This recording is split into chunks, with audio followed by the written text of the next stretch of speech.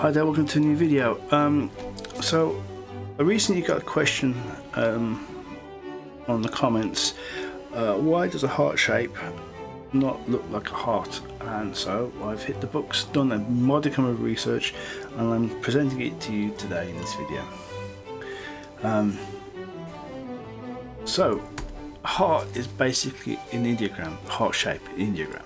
So ideograms are basically symbols or pictures or visual representations of abstract or non-tangible items. So things like happiness, sadness.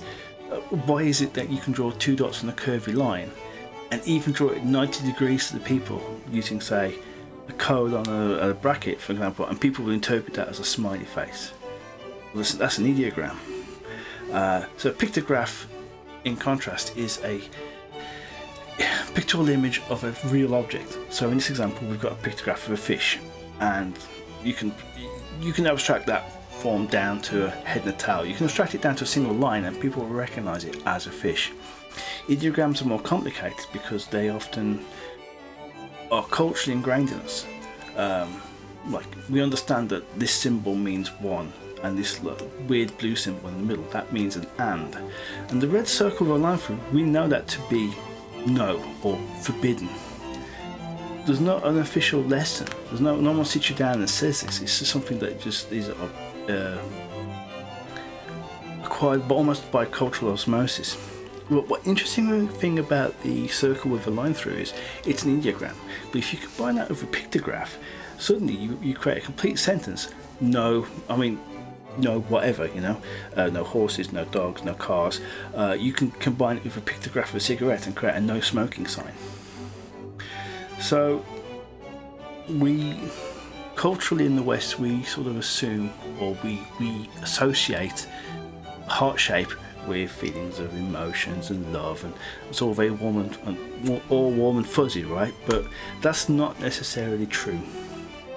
In Japanese culture, for example, they have this inverted heart-shaped symbol on things like spears and small arms and armor, and it's called the inome, and it translates as boar's eye, and it's a reference to the bravery that wild boars will display when attacking, you know, people or animals or things that you consider as a threat.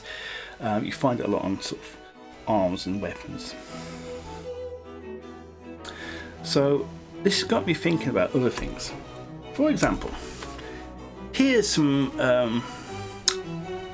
pictographs, right? The pictographs of body components, and I guess they are emojis. So emojis can be both ideograms and pictographs depending on what they're sort of showing. In this example, they are pretty much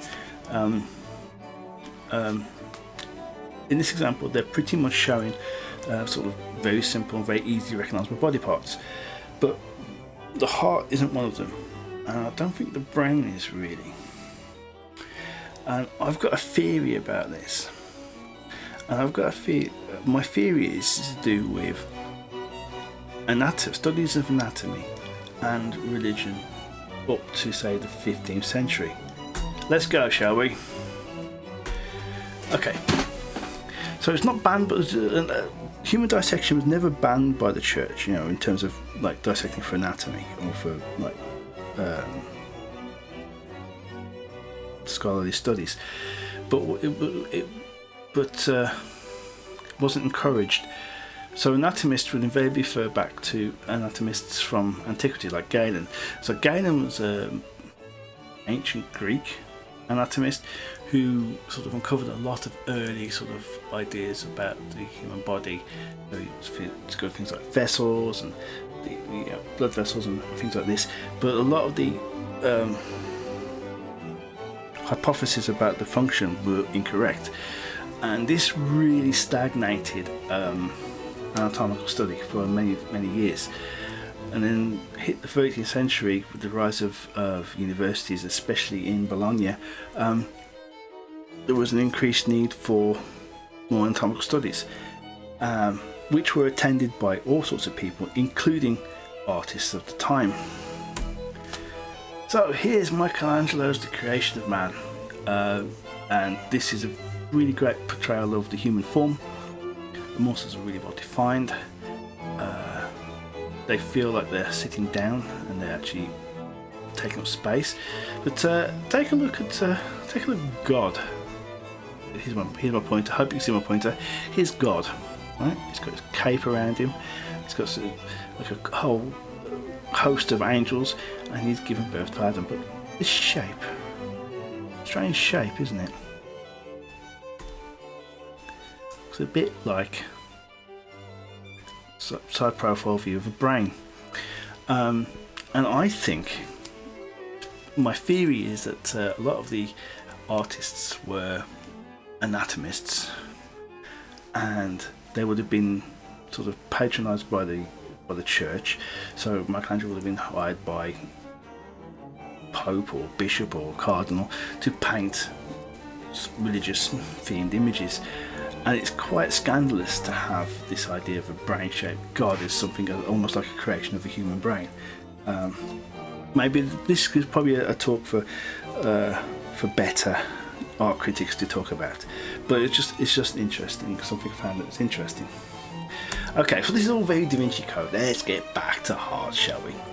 Now, the earliest symbol of love would have been in antiquities, would have been sort of like water lilies and fig leaves and stuff like this, which, you know, fig leaves are kind of heart-shaped. Earliest depiction found so far is this illuminated capital S in Roma de la Poire. It's a French romance from the 13th century, and this the character is giving a lady his love, his heart. This is sort of literally giving him his heart. It's inverted, it's more like a pine cone, and it's presented point first. Now this is painted by Giotto at Scrovegni Chapel. Now this is Charity giving her heart to Jesus. Look, and it's brilliant. Jesus is tiny. This is Jesus in the corner. Hi! But look, you can't see the heart very well, but it's also inverted, pine cone shape. But there is an attempt at anatomy here. There's what looks like a carotid artery in there. There's no chambers. It is literally just this weird cone shape. This weird cone shape with this ventricle described. We see there are more examples of sort of this inverted pinecone shape, and we start seeing various refinements to it, sort of fluting it and bringing it round and making it look almost pear-shaped. And then we start to split in. But by about the 15th century, with modern press, we start to see the first decks of cards being made in the West. Now, cards have been around for a long time. You know, the examples of playing cards in ancient China and so forth, but they were sort of standardized, and decks of cards were created using obviously printing presses, and this is when we start to see the modern heart shape, you know, that we know and love today.